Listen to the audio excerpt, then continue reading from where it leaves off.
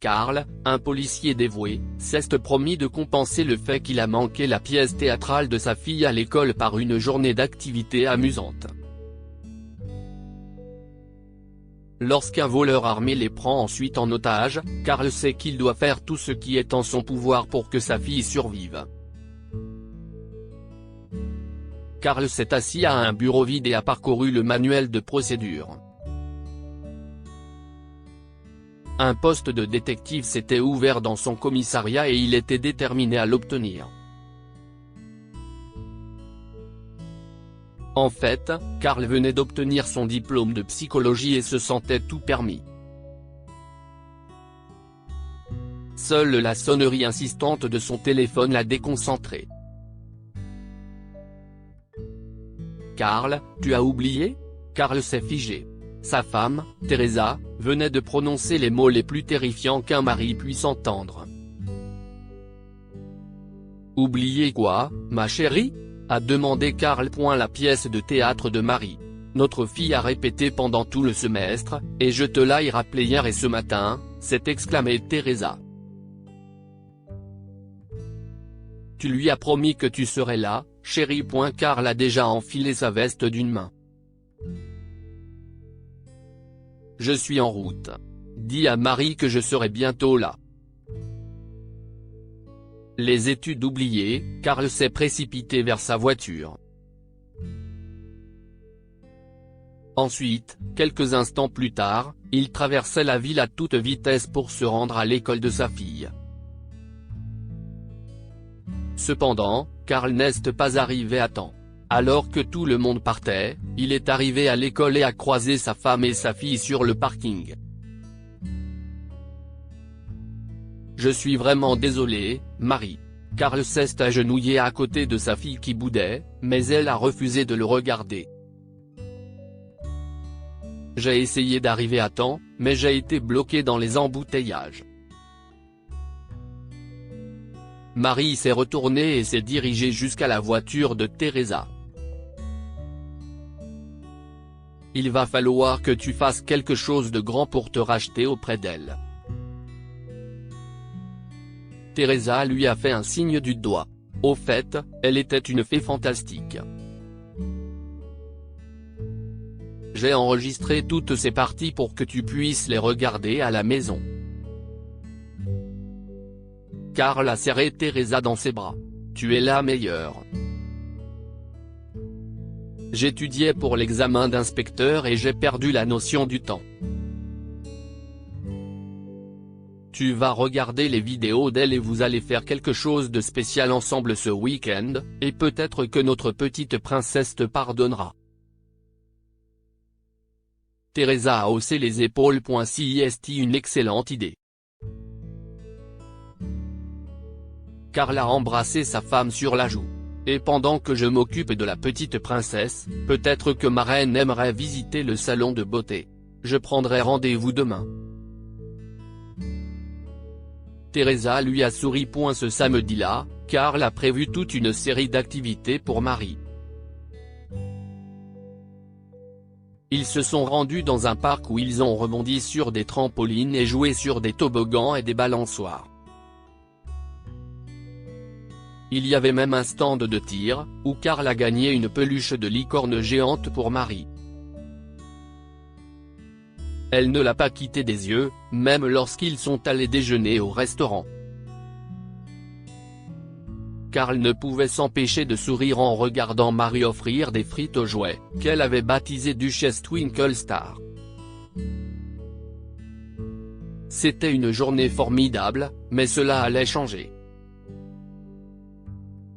Karl a levé les yeux lorsqu'un homme costaud est entré dans le café.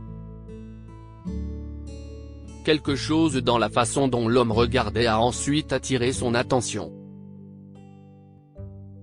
Karl l'a étudié et a remarqué son attitude nerveuse et la façon dont il gardait ses mains dans ses poches. Ses poches avaient une forme étrange. Des signaux d'alarme ont donc résonné dans la tête de Karl, mais il était trop tard. Les mains en l'air. L'homme avait pointé une arme sur le personnel travaillant au comptoir. Ouvrez la caisse et mettez-vous par terre. Ne vous faites pas d'idées. L'un des clients s'est lamenté. L'homme a rapidement pointé son arme dans leur direction. Taisez-vous, a ordonné le tireur. Par terre, vous tous, et ne faites pas un bruit ou si est fini. Karl a immédiatement réalisé qu'il ne pourrait jamais désarmer l'homme dans sa position actuelle, puisqu'il y avait trop de tables sur son chemin. La meilleure chose à faire pour l'instant était donc de jouer la carte de la sécurité. Il s'est mis sur le sol avec Marie. Marie avait enfoncé son visage dans l'épaule de la duchesse Twinkle Star.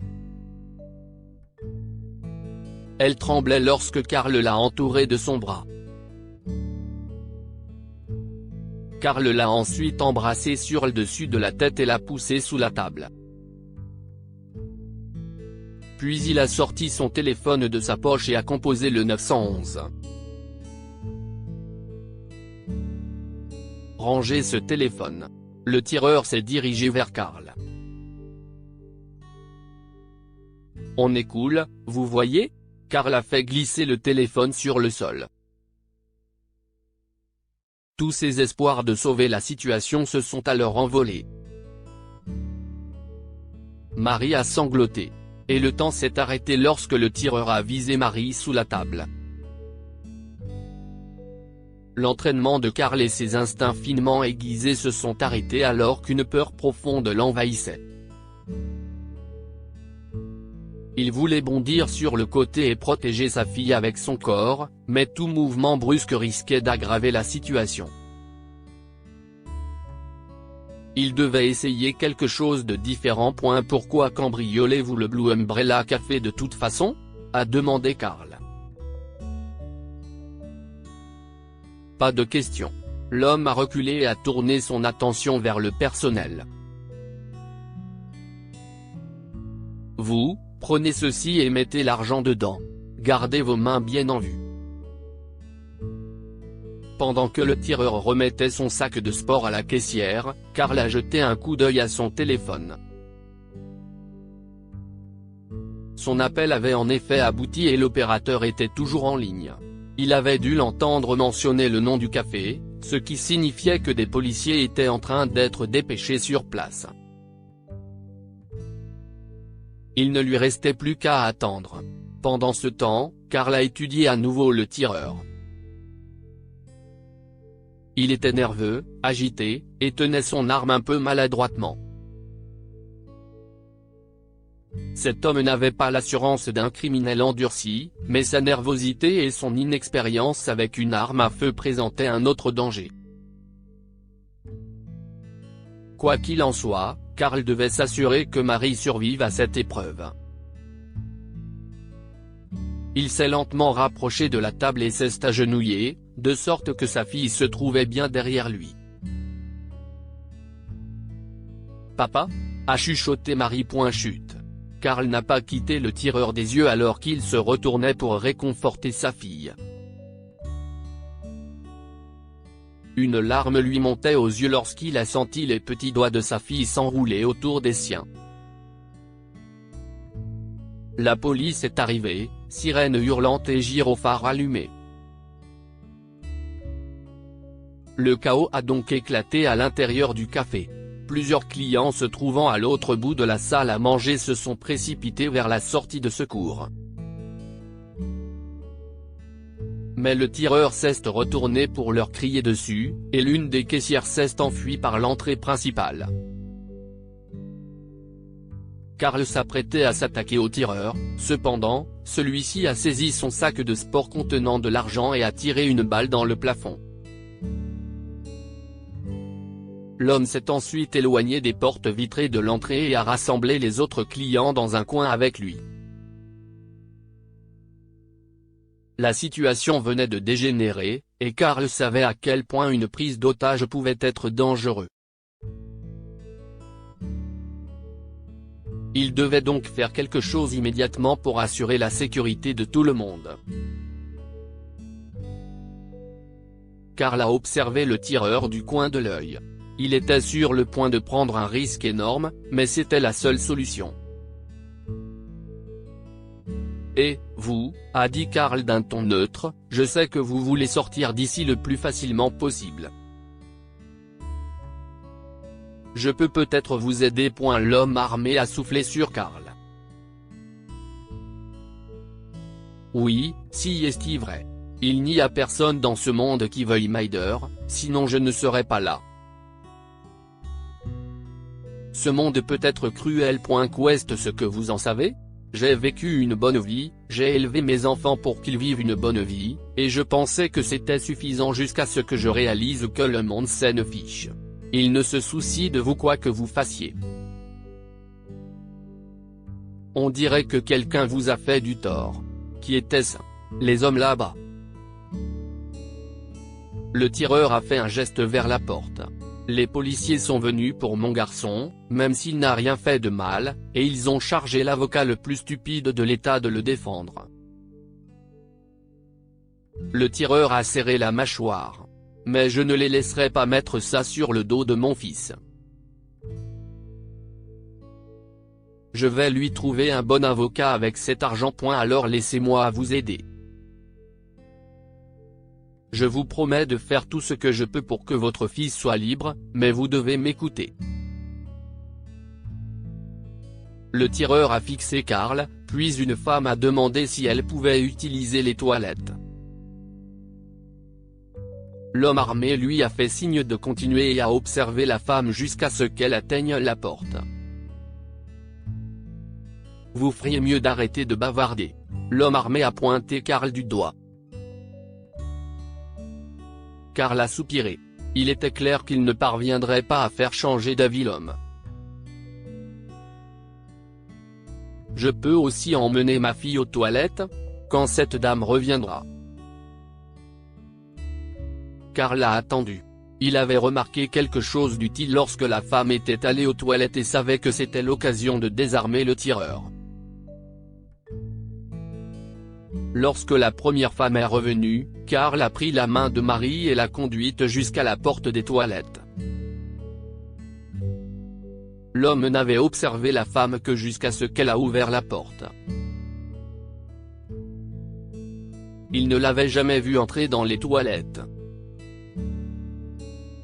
Karl l'a observé dans sa vision périphérique pendant qu'il ouvrait la porte à Marie. Lorsque le tireur a détourné le regard, Karl a fait signe à Marie de se taire et l'a enfermée. Les secondes qui ont suivi ont été les plus longues de la vie de Karl. Il s'est rapidement faufilé derrière le tireur et l'a attrapé. Un instant plus tard, il l'a désarmé. Puis, les autres otages se sont précipités vers l'entrée. Quelques minutes plus tard, la police est entrée et a arrêté le tireur. Karl a serré Marie contre lui en la portant jusqu'à la voiture. Il s'est excusé pour ce qu'elle a dû subir. Ce soir-là, lui et Teresa ont fait tout ce qu'ils pouvaient pour aider leur fille à surmonter cette expérience traumatisante. Le lendemain, lorsque Karl est rentré du travail, il s'est d'abord rendu dans la chambre de Marie. Elle était assise à sa table et dessinait. Qu'est ce que tu dessines, ma chérie? Si est pour l'école. Mon professeur a dit que nous devions dessiner notre héros, alors je t'ai dessiné, papa. Karl a rayonné en découvrant le dessin de sa fille qui le représentait en train de la défendre contre le tireur. Il s'est approché d'elle et l'a serrée fort dans ses bras. Je ferai toujours tout ce qui est en mon pouvoir pour te protéger, ma petite princesse. Karl et Teresa ont emmené Marie chez un thérapeute et elle s'est remise rapidement de cette expérience effrayante.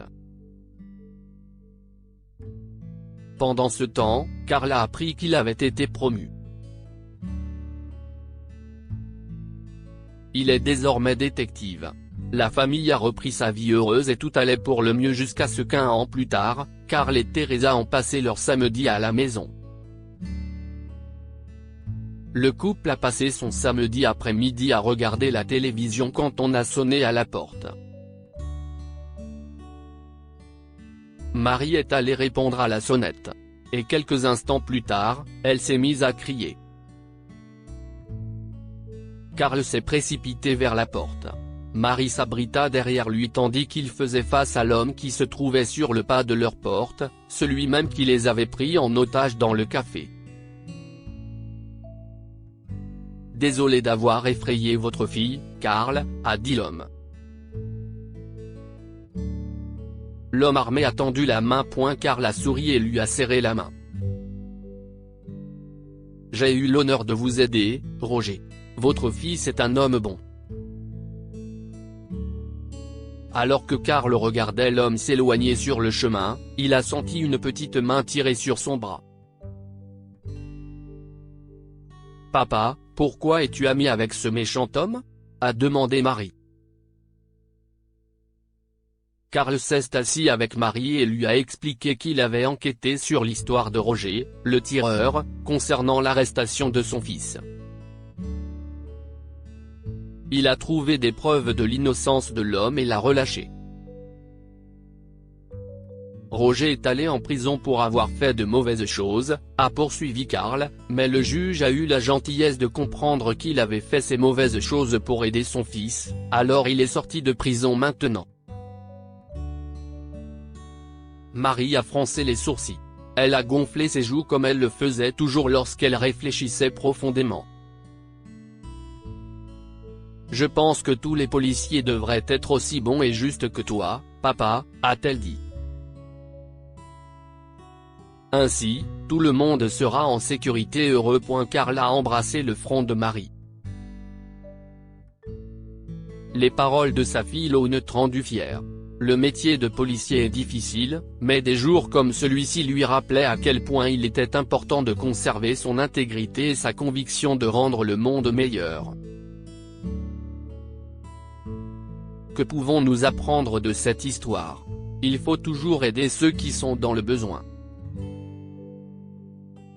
Même si Roger a pris en otage les clients du restaurant, Karl n'a pas hésité à empêcher son fils d'être emprisonné à tort. Il y a peu de choses aussi valorisantes que le respect d'un enfant. Alors que Karl voulait utiliser son travail pour faire du bien à la société, le respect de Marie lui a donné l'espoir dont il avait besoin pour continuer. Partagez cette histoire avec vos amis. Elle pourrait égayer leur journée et les inspirer.